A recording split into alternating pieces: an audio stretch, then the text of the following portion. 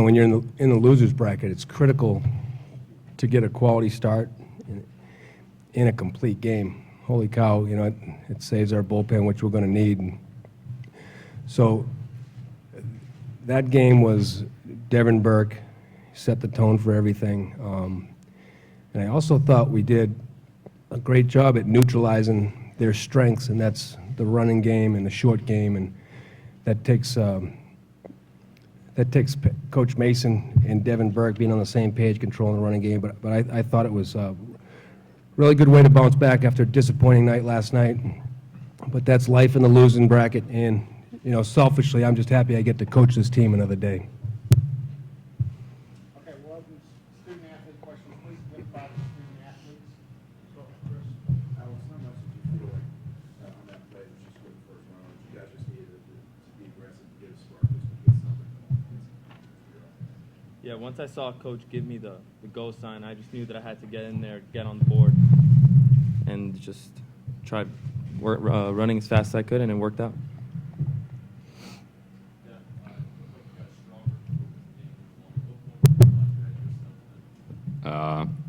Around the halfway through the sixth inning, for whatever reason, just kind of turned it on there and didn't look back. Obviously upset about that home run, but we won the game, so just an amazing day for our team. Jason, Deb has made pitches you had, you were tired at any point, and how important was it for you to finish the game? I didn't feel tired at all. I just tried to keep, hydrating, stretching out so I didn't cramp between innings. And, I think my stuff did get better as the game went on. I definitely felt stronger. So I didn't really feel tired at any point. I mean, it was hot, but didn't really do anything.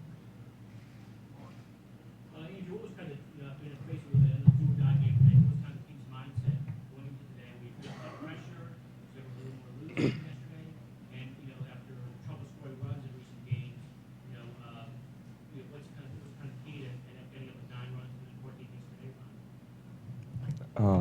Told the boys and before the game, the only option today was to win. There's no other option. There's no tomorrow. So the only mindset that we had was win, and we went out there and did it. And then, with scoring runs and things, it's baseball. If you go back and look at last night, we hit some balls hard. They were just right at people. And today we just went out and swung the bats and barreled up balls in the gap and, played hard. I mean, you got to give a lot of credit to the guys today and Burke and AP, hustling 2 outs, scoring that run. That kind of got us going, and we didn't stop from there.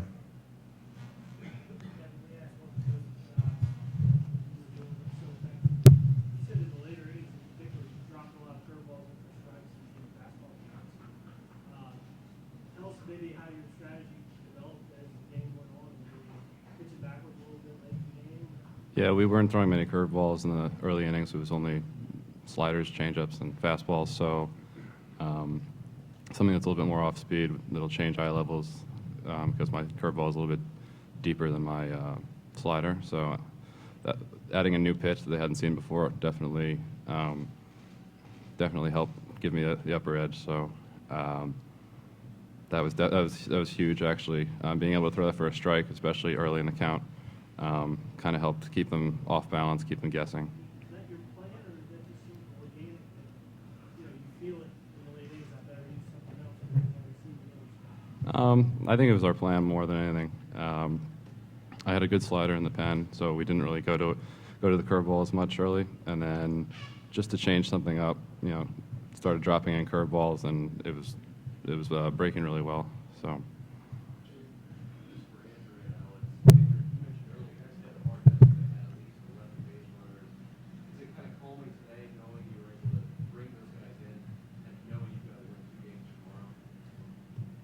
I mean, kind of, but at the same time, we just wanted to look at today and get back to the way we were. I mean, we can't really go away from what we've done all year just because of one game. And, coming into tomorrow, we just got to look at game one, We've played a lot with doubleheaders this year. Coach got us that early in the year, so we be prepared for situations like this. And we just come out tomorrow with the same approach we did today and win game 1, and then we'll look at game 2 when the time comes. Yeah, just stay playing hard. That's how we were taught. Coach instills that every day, just to play hard and play the hokey ball way. And if it's good enough, it's good enough. But most of the time, we just play hard and, good things happen. Alex, there's kind of a theory that you make a big defensive play to end an inning, you lead off the next inning, but you kind of get a spark. Did that happen for you there after the double play that got you out of that threat? Lead off walk, obviously you got a great decision. Yeah, it kind of shifts the momentum back in your way.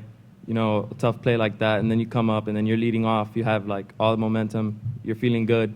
So your outcome's going to be a lot better than if, you don't really make a play or just normal end of the inning. Last question.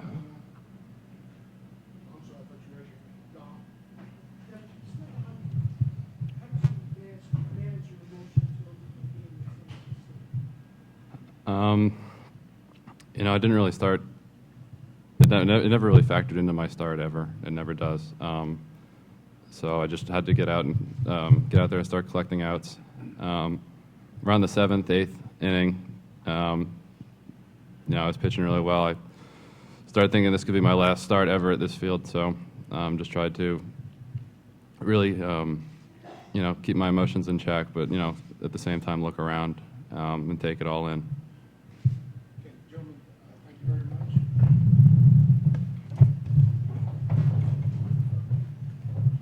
Questions or Chris? Almost kind of feel a tension break once Alex came in with that run. You guys seemed to swing it for 3 innings after that the rest of it. That was a brutal game for 5 innings. It's really the instead of the losers bracket. I told our guys this feels like the low energy bracket. That's what good pitching does. When you don't have offense, it lulls the pace of the game, and it really wasn't when Alex scored. When Andrew hit that home run, I thought everyone just felt more relaxed up there, and that's when the bats started flying.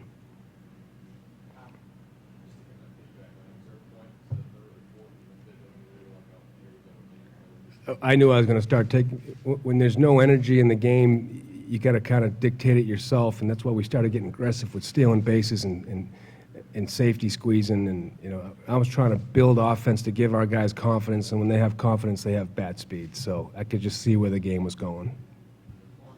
Yeah, after I think 9 runs total in the last 4 games combined, what was different today? How do you explain that 9-1 outburst, and how much encouragement you think you guys will take from that tomorrow, feeling that okay, we're going to swing the bats well again now? That's how it usually goes. It sticks around for 4 or 5 games, and then it leaves you for a couple, and it's. I really can't explain why it's that way. I know our kids aren't putting pressure on themselves. It's just we ran into some good arms. I thought the kid Smith was really good today. It's a quality left-hander, and really it sounds crazy, but with these guys, whenever there's a home run, it just relaxes everybody, and then everyone jumps in. And so right when I saw Rash have that quality 2-strike hit and hit a home run, I felt real good about our chances. Given a day like this, I'm nervous about the bullpen. What am I going to do if I need it? And then after getting a big game from your guy, what kind of pressure does that take off you knowing you got your full staff available tomorrow for possibly 2 games? It's huge. Obviously the win, right? But to do it with a complete game, it sets you up a little better for a huge task, which we'll see tomorrow. And hopefully it's 2 games, but. Today's philosophy was all hands on deck. Wake up tomorrow and figure it out, and so that really helped us out. Waking up tomorrow with a solidified game plan. But it's game by game, advance and survive. Sticking on that point, Dev got much better, especially in the later stages of the game, and consecutive 3 up, 3 down innings. Did that make it easier to say, I trust you for the 9th or 5th, as opposed to having to bring 4 to 1 out of the bullpen? You know what I loved about Devin feeling good? His stuff changed in the 6th. That was when we had a 1-0 lead. It got better. His off-speed stuff was crisp and it was in the zone, and he was missing with the off-speed stuff for the first 5 innings. So a really good pitcher and a guy who knows how to compete the right way, you get that one run, you have a shutdown inning, and the momentum stays in your dugout. That was huge. And to be honest with you, we got 9-run lead in the ninth in the losers bracket. Devin's trotting back out there, and he's going to suck it up and get 3 outs. But we did have a contingency plan. A week ago, Tyler was swearing at baseball. He was going to Carolina. Now he's struggling a bit. I thought he dropped the spot today. How do you get him going? The only enjoyable thing in the first 5 innings, maybe this will help him out, was Tyler Horan took his bat and put it in a timeout in the dugout. He put it at the opposite corner of the dugout. He was standing there by itself. So that was the only enjoyment I got out of the first 5 innings. Tyler is going to be fine. You know, I dropped him a spot today because we were playing a left-hander. So I think that gives us a better advantage with Zagunis in the 4-hole. Pete, you start Brad for the 1 o'clock game tomorrow, or is it depend on who you face the game? I think we're going to go with Brad. I haven't talked with Coach Mason, but I think that's the way we're going with it. Yeah, he's been pitching well. Well, Coach, when you sent Perez in on that one play, like the ball hit deep enough, so we have to have a chance to score. I looked at where the second baseman caught it, and then if he was going to throw to first or home. Right? I also knew who we had at the plate. It was Mark Zagunis, and anything where an infielder has to range, Mark's going to beat it out. So I knew it would be a bang-bang play at first, and, you know, it's just an aggressive move with 2 outs to try to get your team going, and Alex did a great job with it. It was a great slide. Anything,